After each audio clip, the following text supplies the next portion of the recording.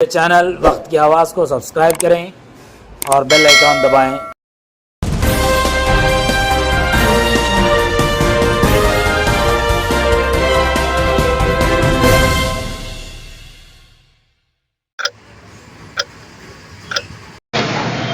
नाजरीन, वक्त की आवाज़ चैनल में आपका इस्तकबाल है। नाजरीन, रुकन असम्बली अदोनी ने आज टिटको घरों के मुआयने के लिए इस जगह का दौरा किया। इस मौके पर उन्होंने मीडिया को बताया कि हुकूमत की जानिब से मंजूर किए गए टिटको घर आवाम को अभी तक हवाले नहीं किए गए हैं, जिसकी वजह से मुझे यहाँ इस जगह का मुआयना करना पड़ा। देखने के बाद पता चला कि यहाँ की हालत बहुत ख़राब है। यहाँ बिल्कुल ही देखभाल ना होने के सबब जहरीले कीड़ों का बसेरा नज़र आ रहा है और चोरी भी हो रही है। मज़ीद एमएलए ने बताया कि हुकूमत की जानिब से 4720 घर आवाम के लिए मंजूर किए गए अफसरान के मुताबिक, जिसमें से 2000 घरों की तकमील हो चुकी है, मगर कोई भी यहाँ अभी तक रहने के लिए मुकाम नहीं किया है। एमएलए पार्थसारथी ने इस कॉलोनी में आवाम के लिए तमाम तर सहूलियात फ्राहम करने का यकीन दिलाया है। आइए मज़ीद तफसील एमएलए साहब की ज़बानी समाअत करें। టిట్కో ఇళ్లకు సంబంధించి నిర్లక్ష్యానికి గురైనటువంటి గత ప్రభుత్వంలో నిర్లక్ష్యానికి గురైనటువంటి లబ్ధిదారులకు చేర్చలేనటువంటి టిట్కో ఇళ్ల గురించి మనం వార్తల్ని చూసి స్పందించడం కోసం ఇక్కడికి వచ్చాను. ఈ టిట్కో ఇళ్ళన్నిటిని కూడా పూర్తి స్థాయిలో ఇక్కడ ఆఫీసర్లు ఇక్కడ దీనికి సంబంధించి టిట్కో ఇళ్లకు సంబంధించినటువంటి ఎస్సీ గారు రాజశేఖర్ గారు, అలాగే డిఈ గారు హరికృష్ణ గారు, ఏఈ గారు పోర్చియా గారు, అట్లాగే దీనికి సంబంధించినటువంటి ఎస్పీసీఎల్ కాంట్రాక్టర్ వాళ్ళ వైపు నుంచి జావేద్ గారు, వీళ్ళందరినీ కూడా నేను పిలిపించుకొని సైట్ విజిట్ చేస్తూ ఉన్నాను. విషయాలన్నీ కూడా తెలుసుకునే ప్రయత్నం చేస్తూ ఉన్నాను. మీకు కూడా పత్రికాముఖంగా ప్రజలకు సమాధానం చెప్పే ప్రయత్నం చేస్తూ ఉన్నాను. ఇప్పటిదాకా జరిగిపోయింది. జరగాల్సినంత నిర్లక్ష్యం జరిగిపోయింది, జరగాల్సిన డ్యామేజ్ జరిగిపోయింది. అసలు దీని ప్రాముఖ్యత లేకుండా పూర్తిగా మరుగున పడిపోయి చిట్ట చివరికి మేము లోపలికి వెళ్తే బల్లులు పాములు కనబడతా ఉన్నాయి. పూర్తిగా ఇబ్బంది పడేది. ఇంకొక ప్రధాన సమస్య మేము వస్తున్నప్పుడు గమనించింది ఏంటంటే విపరీతమైన దొంగతనాలు. ఇక్కడ ఉన్న మెటీరియల్ అంతా ఎత్తుకుపోతా ఉన్నారు. ఎవరు నివాసం లేకపోవడం వల్ల దీనికి రక్షణ కలిపి మీరు ఆలోచన చేయండి సార్. సుమారుగా 4720 ఇళ్ళు శాంక్షన్ చేశాం. ఆలోచన చేయండి, మన ఊర్లో ఆదోనిలో 4720 మందికి లబ్ధిదారులని ఎంపిక చేసి వాళ్లకు ఇక్కడ ఇళ్ళు ఇవ్వాలనే ప్రయత్నం చేస్తే ఎంత మంచి ఉపయోగం జరుగుతుందో ఆలోచన చేయండి. ఒక పెద్ద మోడల్ కాలనీ ఇది. అందరూ వచ్చి చేరితే దీనికంటే పెద్ద కాలనీ ఆదోనిలో ఉండదు. అంత పెద్ద కాలనీ అవుతుంది. దాంట్లో 2000 ఇళ్ళు పూర్తి చేశాము అని కాంట్రాక్టర్ చెబుతున్నారు. ఇంజనీర్లు కూడా సర్టిఫై చేస్తూ ఉన్నారు.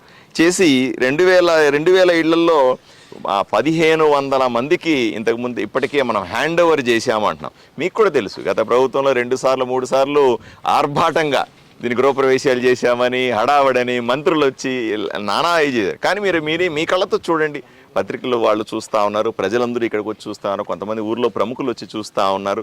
ఎవరైనా ఒక్కరైనా కూడా నివాసం లేదు ఇక్కడ. చాలామంది లాక్ చేసుకొని వెళ్ళిపోయి ఉన్నారు. కొంతమంది లాకులు కూడా చేసుకోలేదు. కొంతమంది వాళ్ళ వస్తువులు కూడా ఇక్కడ తెచ్చిపెట్టుకొని మాది అని చెప్పడానికి వెళ్ళిపోయారు తప్ప ఇక్కడ ఎవరు కూడా నివాసం లేదు. కానీ ఈరోజు కూటమి ప్రభుత్వం, నేను ఎమ్మెల్యేగా చాలా పర్టికులర్గా ఉన్నాను. ఈ ప్రజల ధనంతో, ప్రజల డబ్బులతో, ప్రజల కోసం నిర్మించినటువంటి ఇంత పెద్ద మోడల్ కాలనీ, ఇది పూర్తిగా తయారైతే అద్భుతంగా మోడల్ కాలనీ, ఇంత మంచి కాలనీని ప్రజలకు అందుబాటులో ఉంచాలా, ప్రజలకు నివాసయోగ్యం చేయాలనే పట్టుదలతో ఉన్నాను నేను ఈరోజు. అందువల్ల ఇంతమంది ఆఫీసర్లని, మిమ్మల్ని అందరినీ, పట్టణంలో ఉన్న ప్రముఖులందరినీ తీసుకొని వచ్చి ఇక్కడ మీకు చూపిస్తా ఉన్నాను. 2-3 విషయాలు ప్రజలు నా దృష్టి తీసుకొచ్చారు, మీరు కూడా నా దృష్టి తీసుకొస్తా ఉన్నారు. మొట్టమొదటిది, ఇక్కడికి రావడం పోవడం రవాణా చాలా కష్టము అని చెప్తా ఉన్నారు. ఏమి ఇబ్బంది పడాల్సిన అవసరం లేదు. మీకందరికీ నేను ఆర్టీసీ వాళ్ళతో మాట్లాడతాను. ఆర్టీసీ వాళ్ళతో మాట్లాడి మీరు చెప్పిన సమయాలకి ఆర్టీసీ బస్సుల్ని, లోకల్ ట్రాఫిక్ని ఏర్పాటు చేసే బాధ్యత నేను తీసుకుంటాను. అంతేకాకుండా ఇక్కడ షేరింగ్ ఆటోలు కూడా తక్కువ ఖర్చులో వస్తాయి. 10 రూపాయలు 20 రూపాయలు షేరింగ్ ఆటోలని ఎక్కువ మంది నివసిస్తే తక్కువ ఖర్చు అవుతుంది. మీకు తెలియదు, ఆ రకంగా ఏర్పాట్లు చేసే అవకాశం నాకుంది. రెండవది, ఇక్కడ రక్షణ లేదు, ఇక్కడ వచ్చి నివసిస్తే రక్షణ లేదు అని చెప్తా ఉన్నారు. ఏమి ఇబ్బంది పడాల్సిన అవసరం లేదు, పోలీస్తో నేను మాట్లాడతాను, ప్రత్యేకంగా పోలీస్ పికెట్ని ఏర్పాటు చేస్తాను. ఇక్కడ పూర్తి స్థాయిలో ఇక్కడ నివసించే వాళ్లకు రక్షణ కల్పించే బాధ్యత నేను తీసుకుంటానని మీకు అందరికీ చెప్తా ఉన్నాను. అలాగే మూడోగా పుకార్లు జరుగుతూ ఉన్నాయి ఊర్లో. ఏమండి, ప్రభుత్వం మారినప్పుడంతా మమ్మల్ని ఖాళీ చేయిస్తారు, లబ్ధిదారులను మార్చేస్తారు, మేము చేరుతాము, మళ్ళీ ప్రభుత్వాలు మారిందిగా మళ్ళీ లబ్ధిదారులను మార్చేసి మమ్మల్ని బయటికి పొమ్మంటే ఎట్లా పోతాము అనే భయాందోళనలో కొంతమంది పుకార్లు పుట్టిస్తున్నట్టుగా తెలుస్తుంది. ఎట్టి పరిస్థితుల్లో నమ్మకండి. ఇప్పుడు కాదు, ఎప్పుడైనా సరే నేను రాజకీయ కక్షలు చేసే వ్యక్తిని కాదు, రాజకీయ పార్టీల గురించి పట్టించుకునే వ్యక్తిని కాదు. ఏ పార్టీ వాళ్ళైనప్పటికీ లబ్ధిదారుల్ని వాళ్ళని గుండెల్లో పెట్టి చూసుకుంటాం. రండి, ఇక్కడ ఇళ్లలో నివసించండి, మిమ్మల్ని ఖాళీ చేయించే ప్రశ్నే లేదని మీకు అందరికీ కూడా నేను హామీ ఇస్తా ఉన్నాను. మూడోది, మెయింటెనెన్స్ లేదని చెప్తా ఉన్నారు. నిజమే, ఇక్కడ ఎవరు నివసించట్లేదు, నిర్లక్ష్యానికి గురైంది, ఎవరు అలాగే వచ్చి చూడలేదు, ఆఫీసర్లను తీసుకురాలేదు. మీరు కూడా ఆరోపణల వరకు రాజకీయంగా సరిపోయింది. తప్పనిసరిగా ఇక్కడ ముళ్ళ చలి పెరిగిపోయినాయి, పాములు బలులు అన్నీ ఉన్నాయి. నిజంగానే చాలా ఇబ్బందికర పరిస్థితి ఉంది.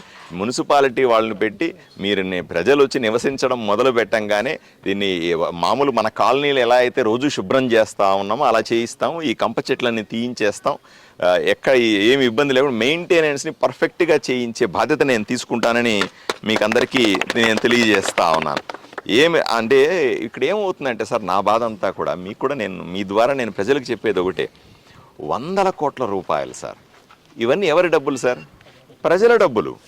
ప్రజల డబ్బులు, ప్రజల కోసం ఇల్లు కట్టి పేదవాడికి ఇల్లు కట్టిస్తా అనుకునే డబ్బులు.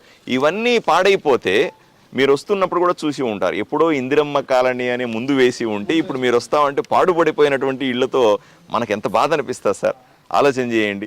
5 ఏళ్ళు అయిపోయింది ఇంత డబ్బులు ఖర్చు పెట్టి, ఇవి ఎవరు నివసించకపోతే ఇవి కూడా పాడుబడిన బంగాళాలు అయిపోతే తర్వాత ఎవరు నష్టపోయినట్టు? దీనివల్ల ప్రజల డబ్బులు నష్టపోయినట్టుగా, ప్రజల పన్నులు కట్టిన డబ్బులు నష్టపోయినట్టుగా. అలా ఎందుకు చేసుకోవాలి? ఒక్కటి మాత్రం నన్ను నమ్మండి, ఎమ్మెల్యేగా నన్ను నమ్మండి. దయచేసి ఈ 1500 మంది కీస్ తీసుకున్న వాళ్ళు, ఇంకొక 500 మంది కీస్ తీసుకోవాల్సిన వాళ్ళు, అంటే హ్యాండ్ ఓవర్ చేసుకోవాల్సిన వాళ్ళు, దయచేసి అందరూ వచ్చేయండి ఇక్కడికి. నేను మిమ్మల్ని అందరినీ అభ్యర్థిస్తా ఉన్నాను, దయచేసి వచ్చేసి ఇక్కడ నివసించడం మొదలుపెట్టండి. మీకు అన్ని రకాల సదుపాయాలను ఏర్పాటు చేసి రెగ్యులర్గా నేనే వచ్చి ఈ కాలనీలో తిరుగుతూ, వారానికి ఒకసారి కనీసం తప్పనిసరిగా ఈ కాలనీలోకి వచ్చి ఇక్కడ తిరుగుతూ మీకు కావాల్సిన సదుపాయాలన్నిటినీ ఇక్కడ ఉన్న పెద్ద ఇంజనీర్లు ఉన్నారు, సూపరింటెండెంట్ ఇంజనీర్లు గారు ఉన్నారు, ఏఈలు ఉన్నారు, డిఈలు ఉన్నారు, అలాగే కాంట్రాక్టర్ కూడా ఇక్కడే ఉన్నాడు. వీళ్ళందరినీ ఒప్పించి నేను దగ్గర ఉండి ఈ టెడ్కో ఇళ్లను పూర్తి చేస్తాను. ఈ 2000 కుటుంబాలు ఇక్కడ ఏవైతే మారుతాయో వీళ్ళందరూ కూడా మళ్ళీ ఆర్భాటంగా హంగామా చేసి గృహప్రవేశాలని పేరు పెట్టి దాన్ని పెద్ద ప్రచారం కోసం వాడుకోవాల్సిన అవసరం లేదు. భక్ష్యాలన్నీ కూడా మేమే చేయిస్తాం. ప్రతి ఒక్క ఇంట్లో చేరి బ్రహ్మాండంగా మీరందరూ కూడా ఎంజాయ్ చేయాల్సిందిగా ప్రజలకు, లబ్ధిదారులకు నేను విజ్ఞప్తి చేస్తా ఉన్నాను. దయచేసి దీనికి సహకరించాల్సిందిగా మిగతా అంటే పట్టణంలో ఉన్న పెద్దల్ని కానీ, మీడియా మిత్రులని కానీ, లేదా ఇంజనీర్లందరినీ కూడా నేను రిక్వెస్ట్ చేస్తా ఉన్నాను. దయచేసి నా కళ్ళతో ఏం కనపడుతుందో మీ కళ్ళకు కూడా అదే కనపడతా ఉంది. మీ కళ్ళతో ఏది కనపడుతుంటే అది నమ్మండి, అదే చెప్పండి ప్రజలకు కూడా. నేను రాజకీయాలు మాట్లాడడానికి ఇక్కడ లేను. జరిగిపోయింది. ఇప్పటికీ ఆదోనిని అభివృద్ధి చేసుకోవాలనే ఉత్సాహం తప్ప, ఆదోనిని అభివృద్ధి చేసుకోవాలనే గట్టి పని తప్ప ఇంకేమీ దీంట్లో ఆలోచన చేయాల్సిన అవసరం లేదు. నేను ఎవరిని తిట్టడానికి ఇక్కడ రాలేదు, ఎవరిని ఇబ్బంది పెట్టడానికి రాలేదు, రాజకీయ ఉపన్యాసం చేయడానికి కూడా ఇక్కడికి రాలేదు. మనం అందరూ కలిసి, ఆదోనిలో ఉన్నటువంటి మీరు, నేను, పట్టణంలో ఉన్న ప్రముఖులు, లబ్ధిదారులు అందరూ కలిసి దీన్ని మంచి కాలనీగా ఎట్లా ఉపయోగించుకోవచ్చు సలహాలు, సూచనలు ఇవ్వాల్సిందిగా కోరుతా ఉన్నాను. కంప్లీట్ వచ్చి ఉంటారండి, 20 మంది వచ్చి ఉంటారంటే 10 మంది 20 మంది సగ్గ వసతులు ఆటోమేటిక్గా వస్తాయి. నేనంటే 1500 మంది 2000 మంది వచ్చేయండి. మీకు ఇబ్బందులు అంటే నాకు చెప్పండి. ఇబ్బందులు ఒకప్పుడు ఇట్లా అడిగేవాడు ఎవడున్నాడు సార్? నేను రోజు అడుగుతా ఉన్నా, ఈ 2000 మంది 2000 కుటుంబాలు ఇక్కడికి వెంటనే మారిపోండి టౌన్లో నుంచి. అక్కడికంటే బ్రహ్మాండమైన వాతావరణం ఒకసారి చూడండి. ఇదంతా కూడా ఆహ్లాదకమైన వాతావరణం, ఇంత మంచి గాలి, ఫ్రెష్ ఎయిర్, మీకు కావాల్సినటువంటి వసతులు ఇవన్నీ టౌన్లో ఎక్కడ ఉన్నాయి సార్? పేదవాడికి ఇది స్వర్గం. నిజంగా వచ్చి నిలబడితే పేదవాడికి స్వర్గం.